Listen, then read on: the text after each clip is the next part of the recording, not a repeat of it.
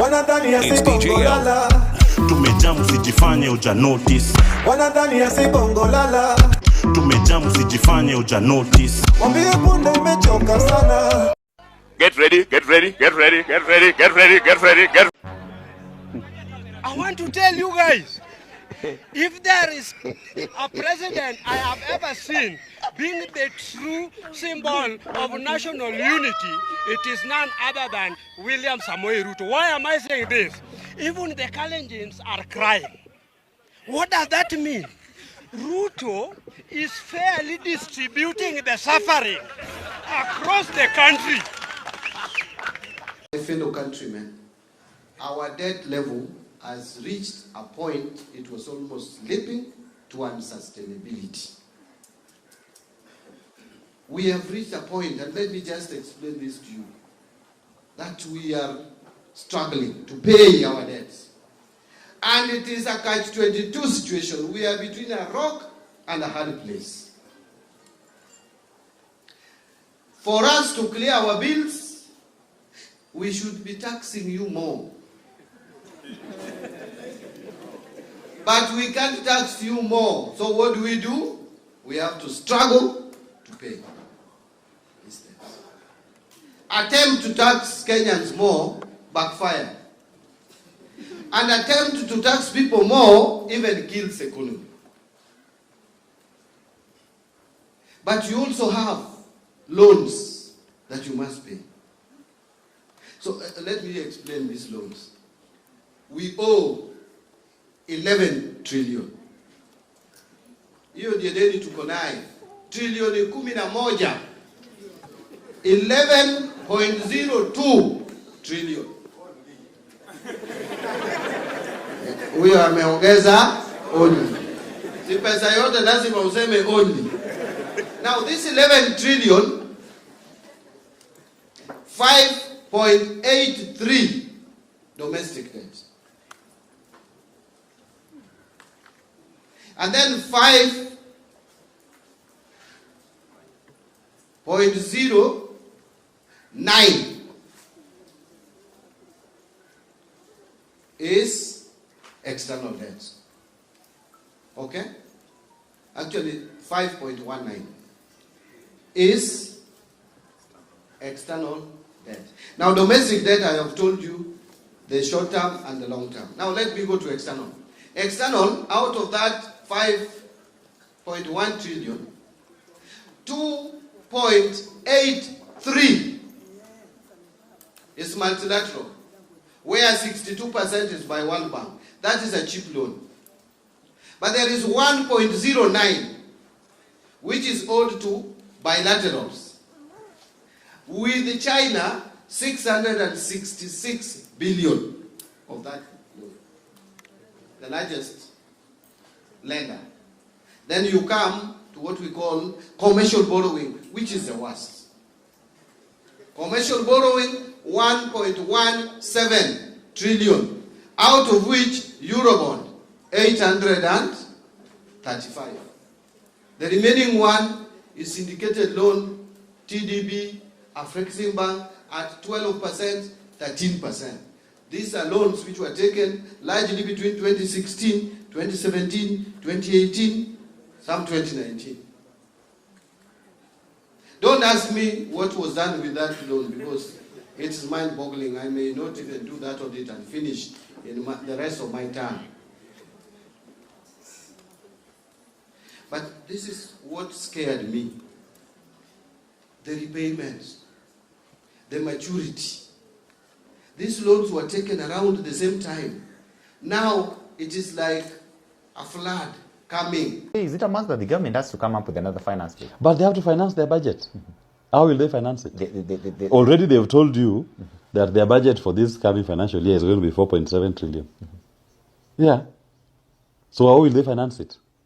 Their collections today, on average, on revenue, you are averaging 160 billion per month. Your collections are barely hitting 2.1 trillion. Your debt finance for this year was going to be 1.9 trillion. Next year, your debt payment is at 2.1 trillion. You have a budget of almost 4.7 trillion. So tell me, how will you finance it without raising taxes? Because it's financed from people's money. So they have to come back to you and ask you to collect, to pay. Yeah. I've told you, do the math. Your average collection in taxes is 160 billion per month. 160 billion per month is what you are collecting. But he has told you his budget is 4-point-something trillion. The 160 billion per month times 12 is how much? It comes around 2.2 trillion. Itself, yeah. 2.2 trillion. Your budget is 4-point-something trillion. How will you finance it? Your collection is not enough to finance it. So you're going to take a loan, right? To cover the deficit. You already, in fact, your collection is 2.2 trillion. The debts that are due to be paid next year are 2.1 trillion. Next year they are paying debt of 2.1 trillion. Your collection this year were 2.2 trillion. In other words, if you maintain your collections as they were without increasing taxes, you don't have any money next year. So tell me how you're not going to raise taxes. So it's right there. So we should actually brace ourselves. It is coming. We have a problem of maturing of the debts. Kenya has a debt curve which is very heavy at one point. There is a point where it is, the peak is very high, like Mount Kenya. Unfortunately for us in this room, we are in these offices when we have just hit the tip. We have just come to that point where maturing of debts is at its peak. Some people made decisions somewhere. Maybe some of us were part of it. I was in parliament then, and we approved all this. Of course, some of us spoke, but that was as far as it went. Some of the people who made those decisions are around in this country. Now they are speaking like saints or angels. But they are not in office, so don't blame them. They will always tell you they did the right things. However, Chairman, I want to ask. Let's not talk about multilateral loans. We have the total, the domestic loans, I want to leave aside. Because the domestic loans, we actually refinance. And now our rates are even cheaper. So we are taking cheaper loans to retire more expensive. So it is okay for us now. But the external financing, out of the 5.09 trillion that we had of external loans by January, 2.83 is in multilaterals, which are basically concessionary loans. But there is 1.09, which is under bilateral loans, not very expensive. However, 665 billion out of this 1 trillion is to China, which China helped us do a lot of infrastructure, so we should not condemn them. But this loan is very expensive. Unlike our domestic debts and Eurobond loans, this is a loan you don't refinance. Inakuja na unalipa interest na unalipa principal. And you pay about 120 billion in a year on this Chinese loan. So it is a very expensive one. It comes every year, January, February, March, problematic for us. Now, I want to take you to where there is a problem. Where there is a problem is commercial loans of 1.17 trillion as at January. This amount, over 800 billion is now Eurobond. Billion is now Eurobond. Over 800 billion. But let me just, and then about 325 is syndicated loans. The syndicated loans are the most expensive. They are 12% to 14%. These are loans that people go to when you have a cash crisis. It's like Shylock. Sorry, I hope you people don't mention this. You know, they also help us at times. So, now, we have, before the Eurobond of the latest, we had 6.6 billion US dollars of Eurobond. Out of this, only 1.5 billion is maturing after 2034, and it is maturing in 2048. So between 2034 to 2048, you have no Eurobond to pay. But 5.1 billion has to be paid between now and 2034. 900 2027, 1 billion 2028, 1.5 billion 2031, 2032 1.2 billion, and 2034 1 billion. You can see how it is. 2027, 2028, 2029 unapumzika kidogo na 2030, 2031 you have 1.5, 2032 you have 1.2, 2033 unapumzika na 2034 you have 1 billion. 5.1 billion to pay US, and this is US dollars, not Kenya shilling, in this period of time of about 9 years.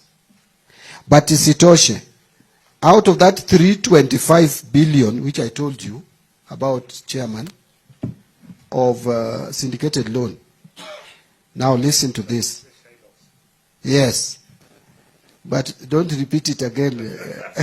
I will be quoted as having called them Shiloh. They are not. They are. Now, out of this year alone, September, there is one of 200 million US dollars. That September, there is another one of 75 million euros. Then October, the following month, there is $646 million. If you add this total, it comes to about 952 million dollars. That's almost $1 billion, meaning about 130 billion payable this year. And then you have them up to 2030. Beyond 2030, we don't have syndicated loan. That is where we are.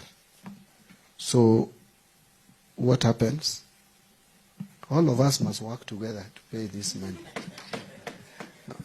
You can't run away from them. And you know, I'm brought into office just when we are hitting this tip. You know, sometimes I ask myself, this economy has been somehow okay, and no one offered me the opportunity to serve as CS National Treasury. Then you come and put me on Mount Kenya, and I've never climbed any mountain. Mikopo tunaweza kujitegemea. Serikali ya PLP itaendesha Kenya tujitegemee. To sort out zile shida tuko nazo na tuache kukopa ovyo, na mikopo haitumiki kwa Wakenya, ingine inaporwa hata bila kuingia. Hizo madeni tunaambiwa tuko nazo lazima zikaguliwe. Tujue ile haikuja Kenya ilienda wapi. Hatuwezi kukopa kufanya watu matajiri, mwananchi akiwachwa na mzigo wa hizo deni. Tuko na mambo mengi sana imeenda vibaya katika nchi yetu. You guys, let's talk about Ghanaian politics, because I've had a keen eye on their politics for a while, and especially because, one, the new president has just been sworn in, His Excellency Mahama. But I came to realize and have a keen eye for Ghanaian politics because of their member of parliament for constituency called Ningo Pram Pram. He's called Honorable George Sam, or Sam George. He has a Ghanaian name. I'm not going to pronounce it because my Kikuyu accent will not allow. But he came to Kenya and did an interview at Spice FM, and he was talking to us about fighting government addiction to foreign aid because of what it had done to their country. It was so bad that their previous president, aka their Kasongo, had taken so much foreign debt that inside the people's savings in bank institutions and financial institutions, zilikuwa zinakatwa savings zao ati, so that in an attempt to settle or pay off their debt. And so I'm so happy that they have managed to get that guy out of power, because if Ghana can do it, so can we. Government can offer free education up to tertiary level. But why can't Kenya government do it? Out of every 100 Kenya shillings they collect as your tax money, 80 shillings is spent on debt finance. They are left with 20 shillings. That's a broke government. Because from the 20 shillings they are left with, they need 30 shillings for operations. They need 35 shillings for salaries. They're already negative. They need 15 shillings to send to counties. So what do we do? Because kids must still go to school. Pass the burden to the parent. That is why you saw the so-called new university funding model. That has led to a situation where almost half of the students who were meant to join university this year didn't join university. Hence, you see the collapse of institutions. More universities is just one of them. Ask yourself, when did the rain start beating these institutions? When government stopped remitting capitation? They are all facing a cash crunch. Just accommodation alone, go to the University of Nairobi today. How many students are sleeping not in the halls of residence, but in the lecture theatres? Many students are sleeping in the lecture theatres. How many students are squatting? One bed is shared by 3 students because some are not able to afford to pay for the hostel fees. Why? Because of the economy. And I'm telling you, it is because of this odious debt.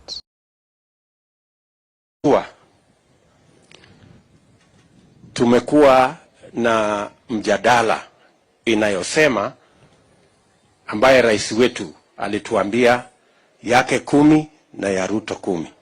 Si ndio? Lakini mimi sitaki 10 saa hii. Nataka tuandikiane kwanza hii mkataba ya miaka 5.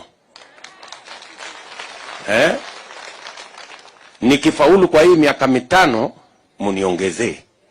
Lakini nikianguka kwa hii miaka 5 mtafute mtu mwingine. Si ni mzuri? Kwa sababu kama mtu hajafanya kazi ile alipatiwa anaongezewa miaka ya kufanya kitu gani? Sijui kama naelewana. Mimi nataka tufanye hivyo kwa sababu mimi niko tayari kwa hii mtihani. Kwa sababu mimi najua sitaanguka, lakini unaweza kujuaje? Pengine nikizembea kazini huko mkuje mtafute mtu mwingine wa kuendesha maneno. Sijui kama tunaelewana. Because lazima tukubaliane, kila kiongozi ambaye anapatiwa nafasi ya uongozi lazima atimize yale mambo wamekubaliana na wananchi. Tumekubaliana? So mimi nataka kwa mapenzi ya Mungu tukubaliane, kwa sababu mimi najiamini ya kwamba mimi ni mtu wa bidii. Na mimi naamini ya kwamba yale mambo tutakubaliana Mungu atatusaidia na tutayatimiza. Sawa sawa? So mimi nataka mkataba kati yangu na nyinyi na Wakenya ya 5 years. Hii 5 years nikishindwa mtafute mtu mwingine. Nikifaulu mniongezee miaka ingine 5 alafu mtapata mwingine. Sijui kama tunaelewana. The problems we have were created primarily over the last 10 years, of which the current president was well aware of. You cannot feign ignorance.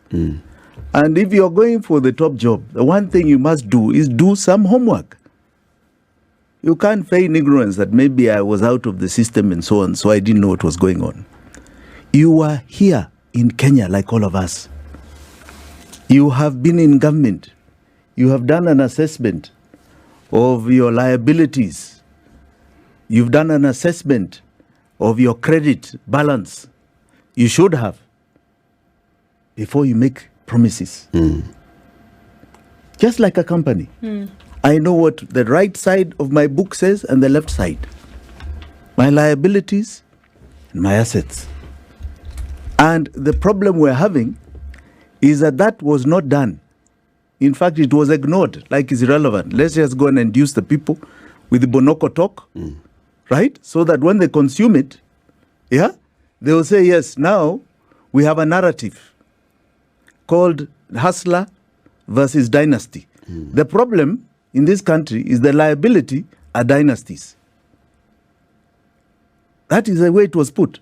They're the liability, right? So we remove them and life will be better, right? We are going to take money from them under this bottom-up scheme. We are going to take money from them and bring it down to you. But nobody could quite show you how this path is to be done.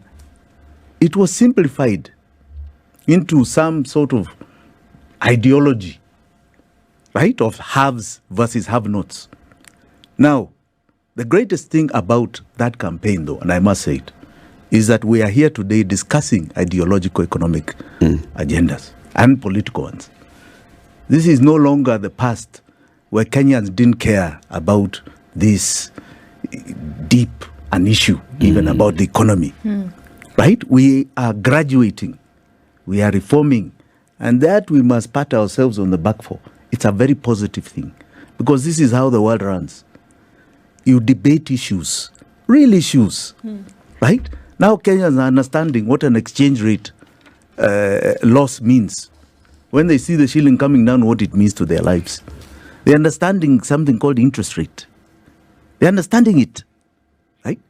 They're understanding hii mafuta, kibadilika, inaharibu maisha yetu. They're understanding it. And they're concentrating on it because of the pain. And the awareness, right, that this government got in promising us honey. And what we've gotten in return within 1 year is a very different template. We are talking to the people, and we are doing enough that the people will see in the fullness of time. We don't have to react to what other people are doing. Let them also do their game. We are also doing our own game. Safina Party is purely about economic liberation of the nation. Let every campaign define what they represent. Because as we believe, the space that we occupy, it's about the economic emancipation of our people. It's not about positions for individuals. You saw ODM as some of them shouting loud that now they want to be given positions in William Ruto administration. That is their right. They can go and get those positions. Because then they believe that leadership is about positions for individuals. We are not in that space. And we cannot caucus with anybody who is discussing leadership of this nation on the basis of positions to individuals. As we believe that those who aspire for leadership should be discussing how to liberate this country economically. How do you change the lives of our people? Because of what need is it if I'm going to discuss with someone about forming a coalition? And yet, they were part of the odious debt that is strangling this nation. Will they agree to us declaring this debt odious and saying we are not going to pay any debt that was taken illegally, that didn't fund any single project in Kenya? Will they agree to such a conversation? They will not. So let them do their thing. We will market ourselves to the people of Kenya. Our house is self-contained. We have our president candidate, Jimmy Wanjigi, and I'm here, running mate, Willis Otieno. So what are we negotiating with them? So for you don't even have to think about who is the flag bearer, who is the... Our house is self-contained. It's settled, it's self-contained. We have a running president and his running mate. We have an agenda. Our agenda is about economic liberation of the people of Kenya. And we invite Kenyans to get into this economic discussion space. Because of what value is it that if Mbadi is on the table, all laws are full. If Oparanya is on the table, all lawyers are full. That's the politics that they know. That William Ruto eats for all Kalenjins. That is what the traditional politicians know. As we are not in that space, as we believe everybody should be rich, the government should come up with policies that enables the individual, wherever he is, to be able to get economic emancipation. But when Mbadi is sitting there, and they are taking illegal loans in the name of the people of Kenya, how does that enrich the poor Luo man in Sindo Beach, in Homa Bay? What it means is that now Mbadi must also come up, after taking that loan, he will come up with a new finance bill that increases the taxes, charges, and levies for that poor man in Sindo. That man who is crying about economic pain, they are going to ask him to pay more in taxes. But Mbadi said that is not the case this time. Write it down. The finance bill is coming soon. They are going to increase taxes, charges, and levies. It is coming. Write it down. That I swear. They are going to increase your taxes, charges, and levies, whether you like it or not. But he can say all he wants to say. But your taxes are going up. But your earning has not increased.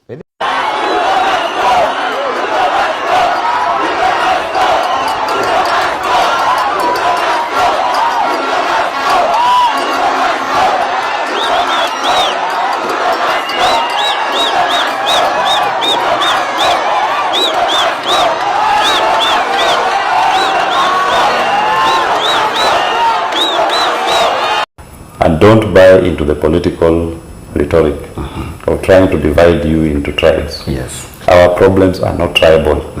There's no Kikuyu problem, there's no Kalenjin problem, there's no Luo problem, there's no Somali problem. There's no Kamba problem. Yes. Shift share knows no tribe. The university funding model knows no tribe. Yeah. Joblessness knows no tribe. All these problems that we point out, Yeah. they do not know any tribe. A few moments later. Happy time, happy time. The revolution about to be televised. You picked the right time, but the wrong guy. I want to perform their favorite song, but you know they love to sue. What song? Yeah, that song. That song? Maybe I think about it. Oh no. Know what? I slow it down. Say, ladies, do me this solid. Ooh. Eagle one. Hey. They not.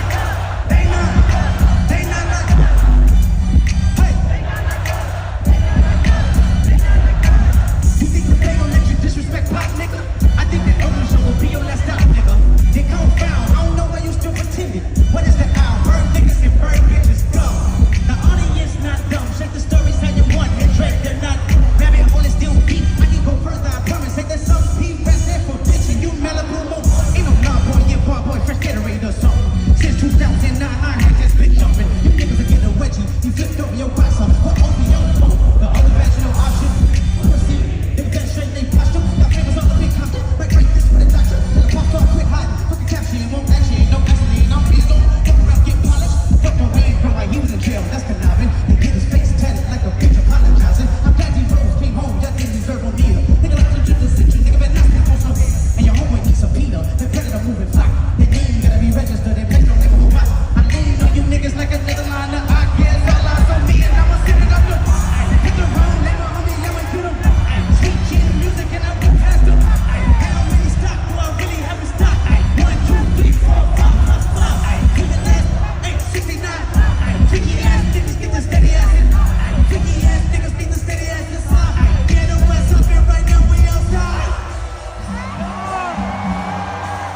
Eagle one say.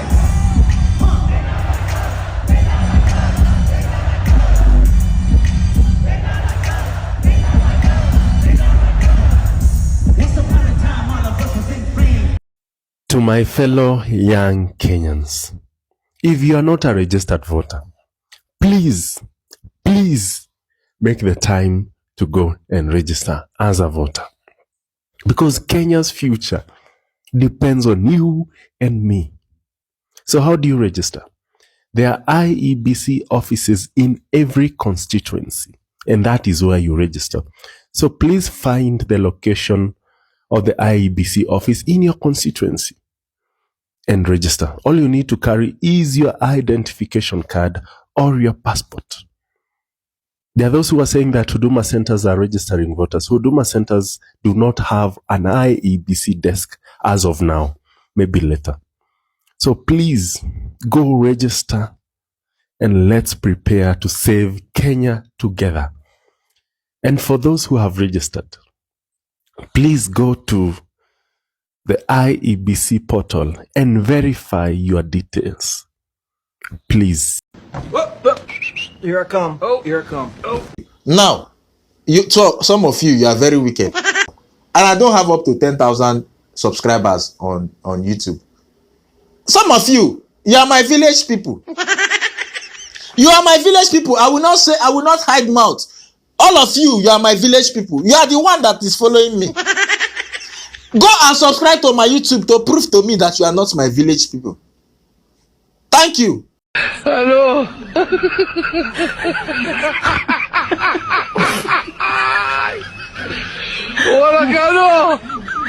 Kusambaza hiyo message. Thank you. Fagia. What? I'll take it to all the corners. You take it to the entire nation. Yes. Eh? Yes. It is a very solid car. Thank you, sir. Ndugu yangu, God bless you. Fagia wote. Kazi yangu. Asante. Ndugu yangu. Good luck, my brother. Thank you so much. Good luck. Good luck. All the best. Thank you, sir.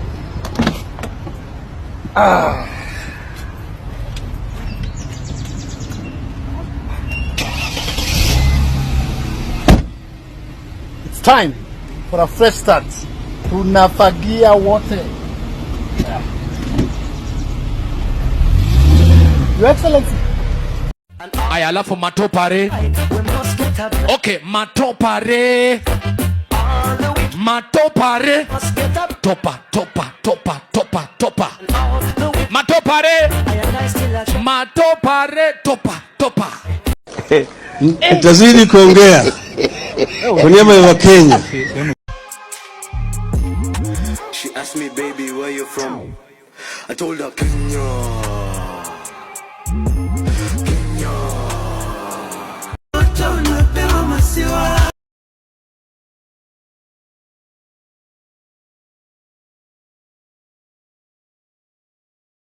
I beg of us, I really want to beg of us today, as the chair of UDA, let's stay focused to what it is we promise those hustlers.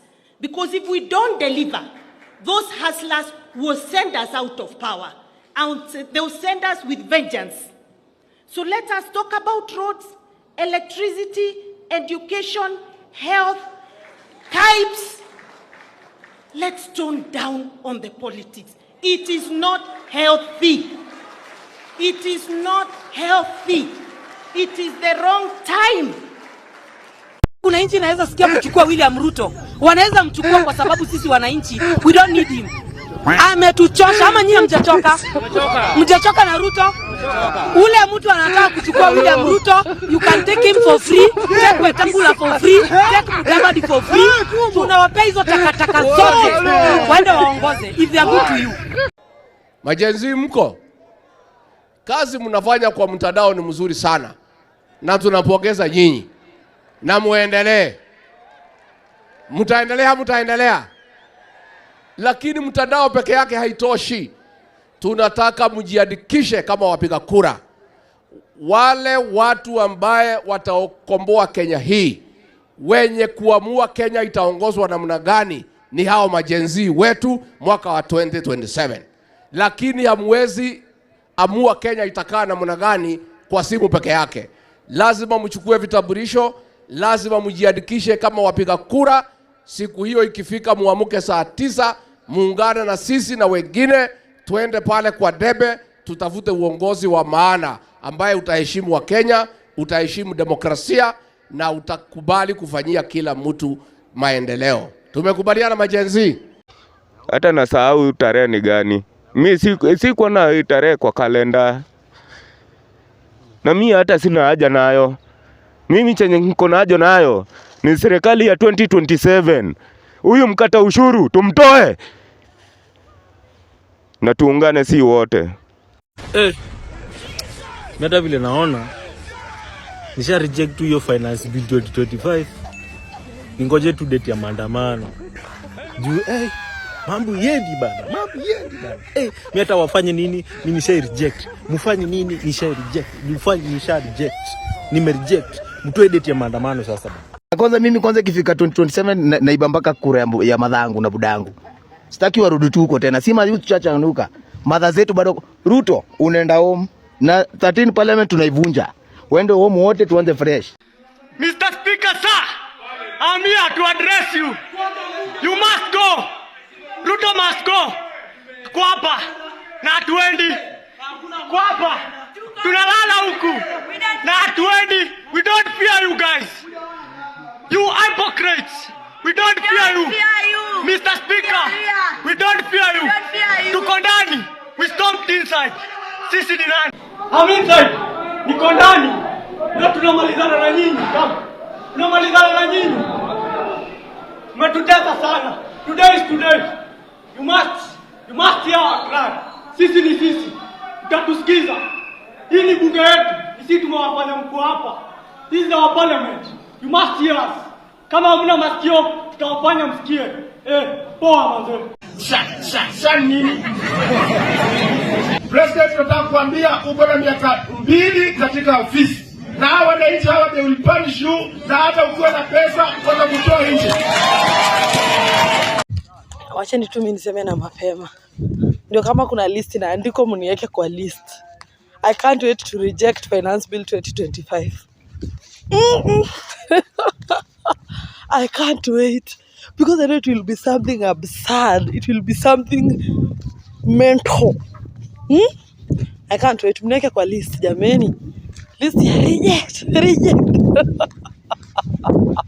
Idiots who don't want to participate in the affairs of their nation, they think things will just work in and of themselves. Then they are tribalists. And these tribalists, they think that they are only safe with people who are from their tribe. And tribe can mean people from the same culture, same language, or same culture. Then they are citizens. These are individuals who are responsible and know that when you want to be served, you must give those who have the desire and the intellectual capacity to serve you. In many societies, it is only a small percentage of people that can be called citizens, not more than 5%. And if a society wants to grow in the right direction, civic education is what will help the idiot and the tribalist to become a citizen.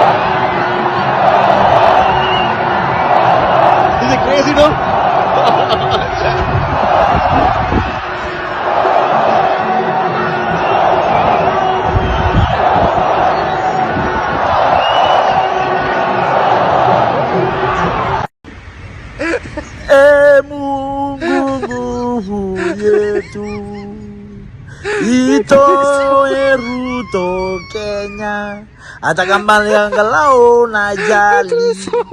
Sisi Kenya tumechoka na Ruto, maisha imetuharibikia, analipisha mpaka sodo ya wamama.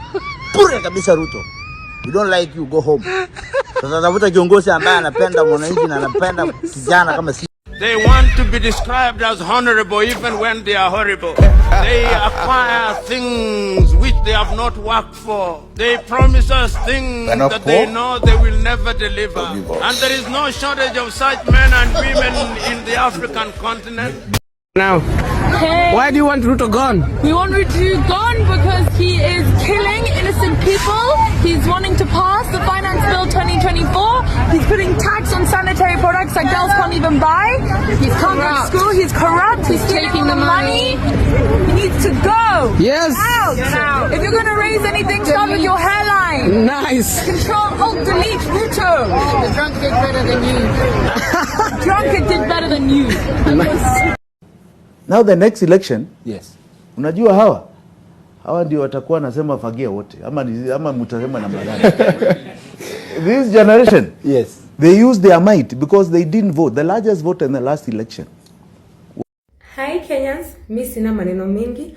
All I want to say is Ruto must go like yesterday. Bye.